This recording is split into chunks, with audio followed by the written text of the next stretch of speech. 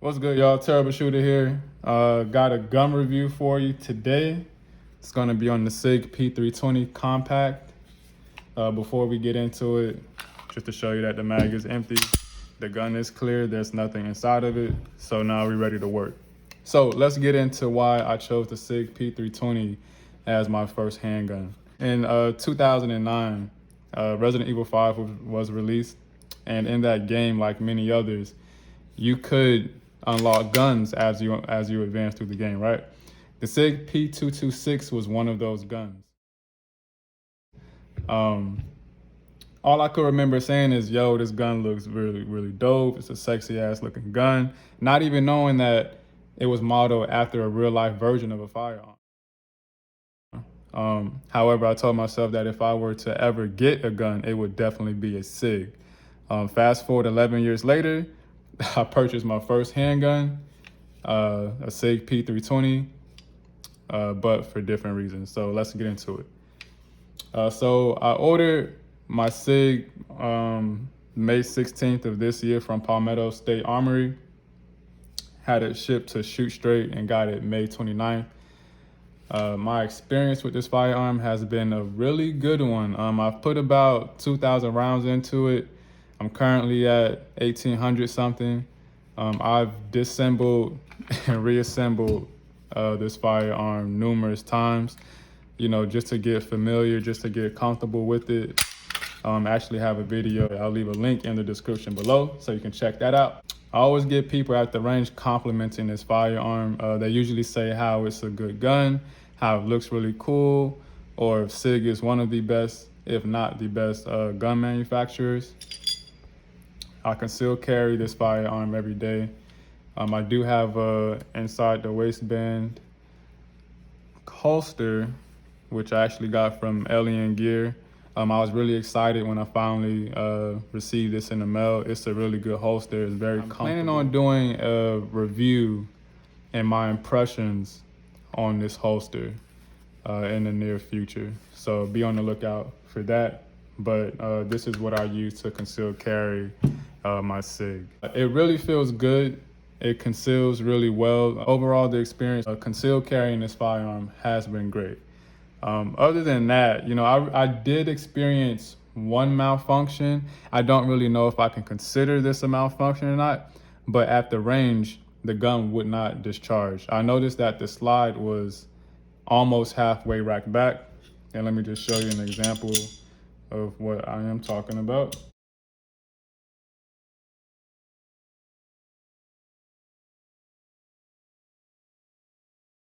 All right, so when I was at the range, I was going to shoot, and I noticed that the slide was racked back about this far, and it wouldn't go forward. So what I had to do was I had to keep racking the slide back until the bullet would come out. So I'm gonna show you what that looks like. Gonna take out the spring here, gonna take out the barrel. So this is the bullet that wasn't feeding through the barrel. I'm pretty sure it was like something like this, because as you can see, the outer casing is kind of like, I don't even know what to say, like pulled back or whatever. So the bullet wouldn't go through, and as you can see, it's not. Now, if I get a round that has no deformity into it, it'll fit right in. And then of course you need the striker to hit that so it can go forward, right? So anyway, I do have a video talking about the gun jamming on me at the range. And I share some tips on how to correct that if you ever do happen to experience that. It's very simple and easy to do, at least with this firearm. I'm pretty sure it's the same with any other firearm if you do experience a gun jam. So anyway, yeah, like I said, I really don't know if I can consider it a malfunction because it was a deformity in the bullet itself. But other than that, this gun shoots really, really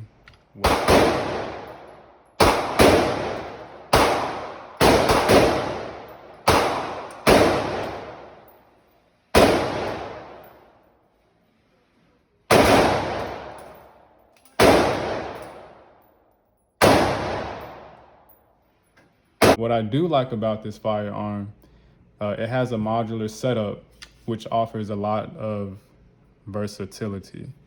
So what I mean by that is the gun, this is considered the gun. This trigger assembly here, this is the gun here. Once you remove that, all you have is your slide and you have the hand grip. So what I could do is I could either switch the caliber. I could go from a 9mm to a 40 if I wanted to. I could go from concealed carry to a full size because I could just change out the hand grip, get a full size hand grip, and I can use the same slide. And the neat thing about that is I don't have to have it sent to any FFL or whatever. I could just have it sent to me directly. I like that it's a 15 and +1. It comes with two 15-round magazines. I really like that a lot. The more the better, right? The look of it. The front, let me just put this back together really quick. All right. The look of this gun, the front and the back slide serrations, has those forward serrations. I really like that. The contour design of it, it's not just a blocky, you know, regular looking gun. The stippling on the hand grip is not too aggressive, but just aggressive enough. How do I gauge that? You know, just by the way it feels. It's not abrasive. Just the aesthetic appeal of this firearm is amazing. Disassembling this firearm is very easy and it's a joy to do. I actually posted a video on the channel for you guys showing how easy it is, and I even did it blindfolded. So I'll have a link in the description to that video as well if you do want to check it out. Now let's get into what I don't like about the gun. It's a little heavy. Now this wasn't really something that I paid attention to even when I started concealed carrying this firearm, not until I got my hands on a Glock 48. So I have one firearm to compare it to. Honestly don't know if that's a fair comparison because the Glock 48 is a single stack. The P320 is a double stack. But anyway, what I did realize is that I like the lighter weight of the Glock 48, but minus the 10+1 that that gun offers. So let's get into some of the controversies here. Sigsauer did get themselves involved in some lawsuits. So Sig had a couple lawsuits filed against them. Unbeknownst to me at the time, would I have still gotten a Sig had I known? Probably, I think so. But what I was happy to find out is that I did have a newer model of the Sig P320, and how I was easily able to find out that I did have a newer model of the P320 was the trigger. It's a very slim trigger design here, and it's more of a striker fire trigger. So that's what the website says, and that's what they claim it to be. So Sig reworked the trigger. As I mentioned before, the slide is different from the model that was recalled. The newer one has a contour design, like I mentioned before. So if you see here by the front slide serration, the back slide serrations, you'll see that it has like that nice little contour design. So it's not just a straight block. It goes up, kind of indents in, and then it goes around. So it has a very, very nice design. I don't know if you can see that. I'm not too knowledgeable about the trigger pull and the weight and all that in firearms, so I won't speak on the specifics to that. But Sig did rework that as well, and it has a faster reset. So let me show you the reset if you can hear it. So I'm gonna pull.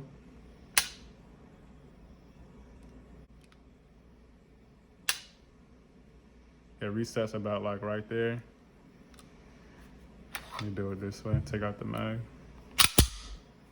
The lawsuits involve some accidental discharges. The P320 models that were manufactured before August 8th, 2017 were defective.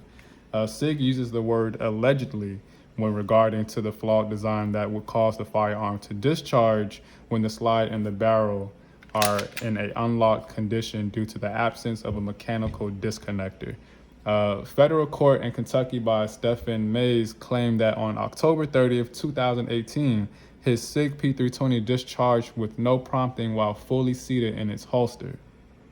Another suit filed in South Carolina alleges that Thomas Frankenberry was severely injured inside a Chick-fil-A in 2016 after his P320 discharged.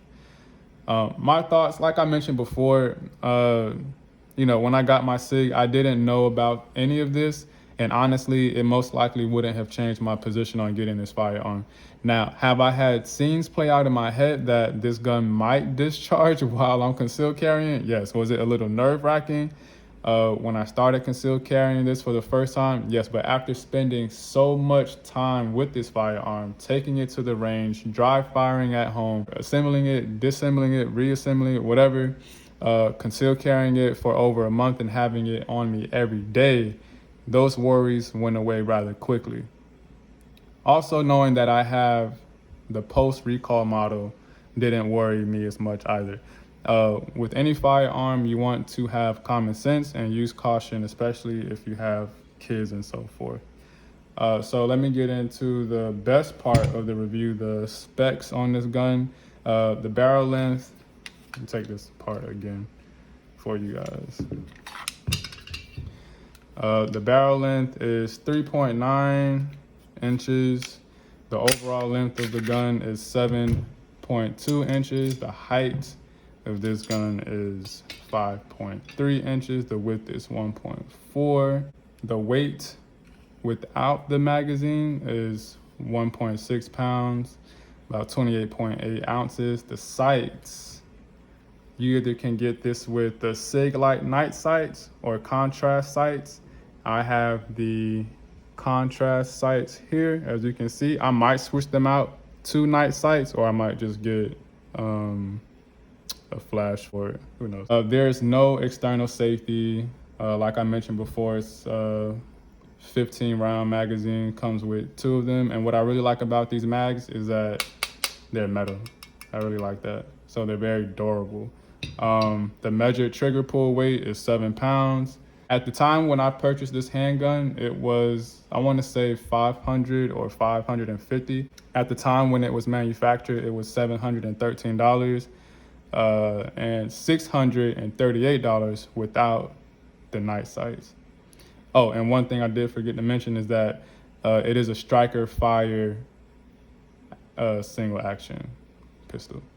My closing statement, guys, if you're a new gun owner and you're just getting into guns, then you should definitely go to this gun store that has an available range and get a feel for all the handguns that you're interested in. You really won't know what gun is best for you unless you get to try it out. I didn't get to test shoot my Sig before purchasing it, but from my experience with this firearm, it was great right out of the box. That pretty much wraps up this review.